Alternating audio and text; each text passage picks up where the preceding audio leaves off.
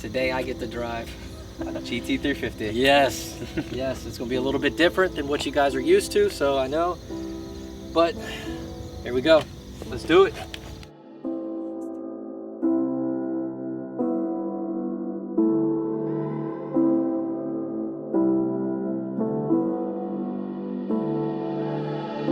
Standing in a glass bowl at the end of a black hole, cold, lost and upside down. Oh, if you're gonna cut me down, better do it quickly now. Now you can cut me down, but I won't stay for long.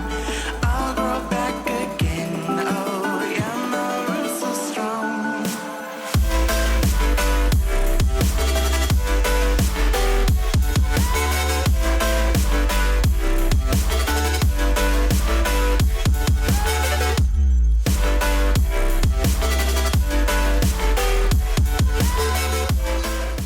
Yeah, let's start this thing.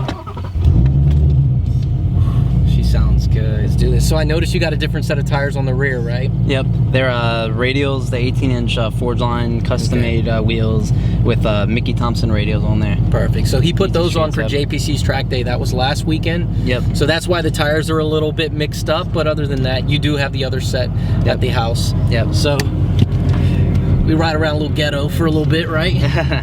But hey, you know what? Those ones get better traction, right? Yeah, and hey, That's when people see that they're different wheels, they know what's up too. Yeah, they know what's up. Yeah, you guys know what's up. So we're about to go hit the roads. We're gonna see what this thing's about. This is gonna be my first time in a Procharged. Actually, it was my first time in a GT350 at all, really. I've never even ridden in one. So much less like the first. Okay, so the first time is gonna be a Procharged GT350 making 800 horsepower, guys. And that's to the crank. It made, we'll show the dyno sheet. It made what, 720? 729. To We'll say 730 to the wheels. So 730 to the wheel.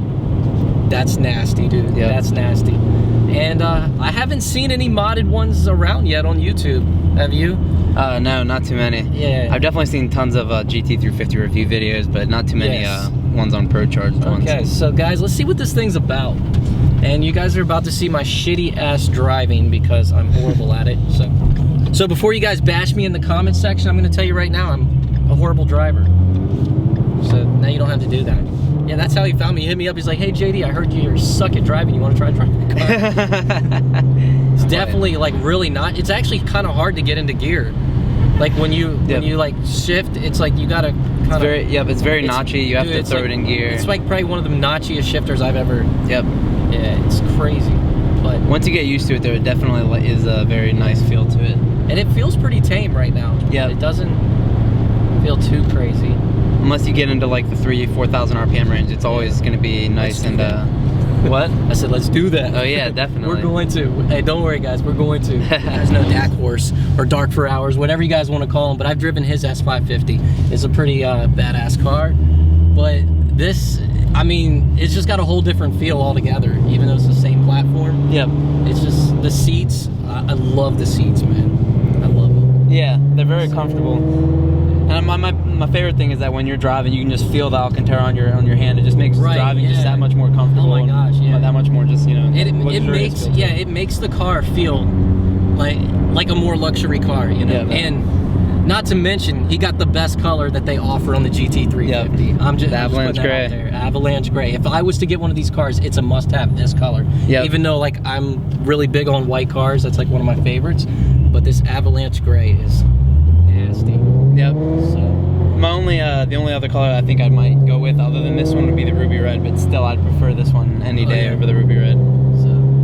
So you guys may have noticed by the big ass intercooler in the front, this is not your regular stock GT350. We'll let him go over the part list because it's not my car. I'm not gonna, if I start rambling off parts, I would probably mess it all up and get it all. Yep.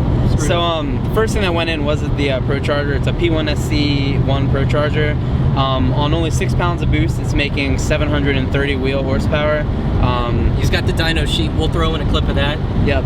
And like I said, it has headers and back, full exhaust system, ID1000 injectors, a T56 Magnum XL transmission, which I swapped out from the stock transmission. It's got a McLeod RXT clutch. in it as well. And you know, besides the custom wheels I have, that's about it. You know, it's a lot of fun to drive. It's super, you know, it's super fast.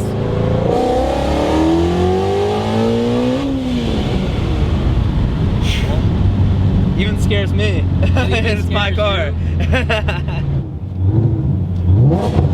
Dude, that thing sounds so good. Oh my gosh, I love it. All right, so we're gonna turn around because there was a school bus there. We don't like school buses. Yeah. Because they go slow. And that means we can't go fast. Yeah.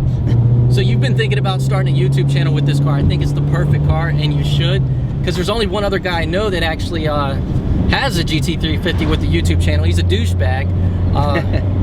He's the guy that bought his and took it back like 5 days later and bought another one. I think I've seen that video. A nice shirt, by the way. Oh yeah, yeah, dude. Some chick down in Myrtle Beach named Ashley hooked me up with this. Oh no. But anyways, we're gonna go around this little bend right here, and I'm gonna try to do another little pull. Maybe not right once we get around that bend. Yeah. Here we go.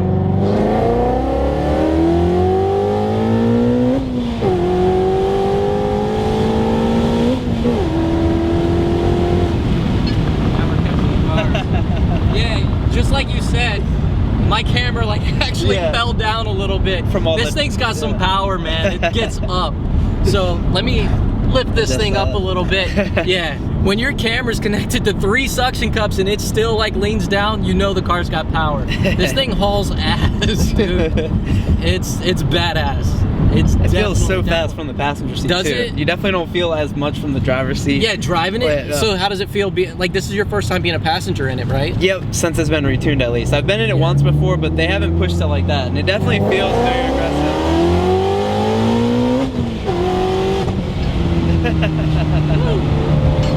it definitely, holy shit, this thing handles, man. Yep, even with radios on too. Holy gotta shit. think about that.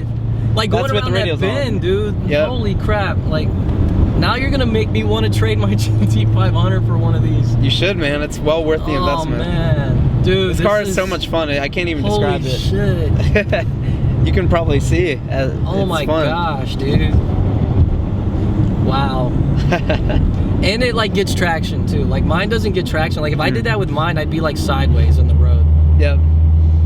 Like in that video with JR where you're just spinning through third gear. Yes, dude, this is like so much fun. So with the whole setup and everything that you got on this car, like what, if you don't want to tell them, you don't have to, what would you say like it would cost for somebody, like if somebody had a GT350, what would it cost for them to get their GT350 at this level?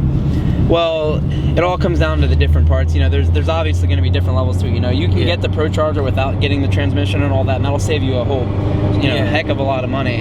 But, you know, if you're in my situation where you wanted to, you know, just keep building and basically build to a point where all the weak points aren't weak points anymore, and you know, basically, you know, you can push the crap out of it, not have to worry about it breaking so much.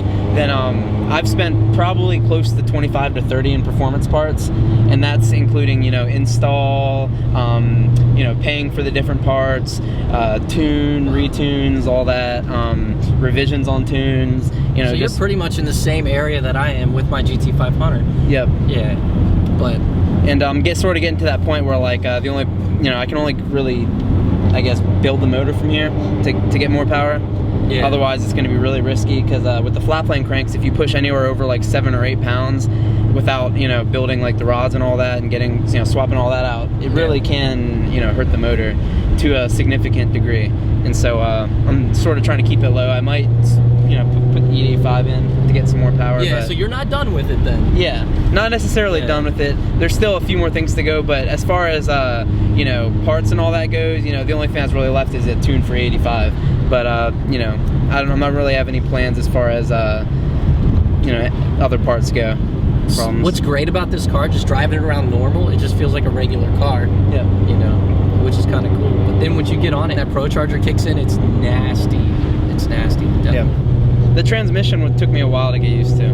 It's a lot different. The from stock one was probably a lot softer, wasn't it? Yep. Did you break the stock one? Second gear started to lock out a little bit, and so I sent it away to get fixed. And so while that's getting fixed, I just got this one put in and decided that I wanted to keep this one. So now I have that one just sitting at home, just good to go. Yeah. That dude was rubbernecking like no other. He still is. Yeah. That's funny. It's Camaro. He don't want none of this, does he? No, not at all. Doesn't want none. I don't think I have a body that can handle this. You like that?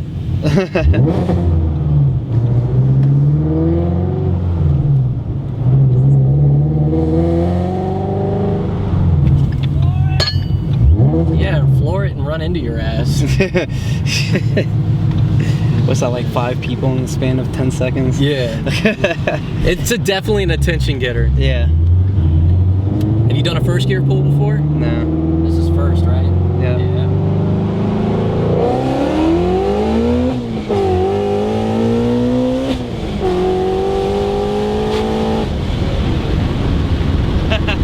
Dude, she hooks in first. Yeah. It's fun. Yeah. First and the second's the best. I've done it once or twice, but not since it's been retuned. And that was awesome. Dude, that was f***ing fun. That was sweet. That was fun. Let's third.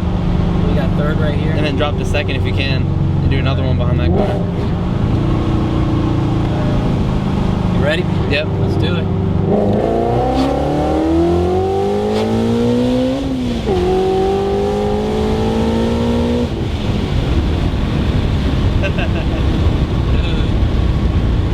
This is so much This thing fun. pulls from the passenger seat just as fast in the driver's seat, but it feels faster in the passenger seat. It always feels faster in the passenger seat, Yep. like any car. Yeah, Yep. This is sick, dude.